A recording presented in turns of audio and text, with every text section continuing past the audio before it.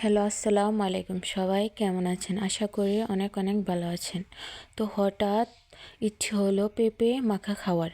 তো দুই বোন চলে গেলাম। ও আবার পেঁপে পেড়ে নিয়ে চলে আসলো। ওকে দিলাম ধুয়ে নিতে। ও ধুয়ে নিল, অনেক সুন্দর করে ধুয়ে নিল।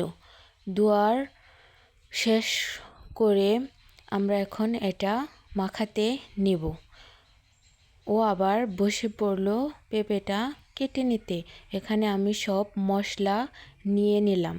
তেঁতুল, কাঁচামরিচ, লবণ, আরও কিছু মশলা ছিল।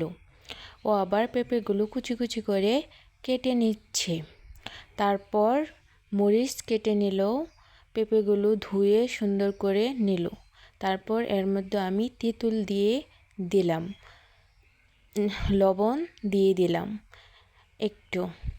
তারপর এই লবণটা দিয়ে দিলাম।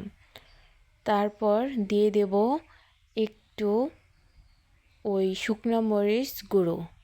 তারপর এগুলো দিয়ে সুন্দর করে মাখিয়ে নিব। তো অনেক সুন্দর করে মাখাচ্ছিলাম।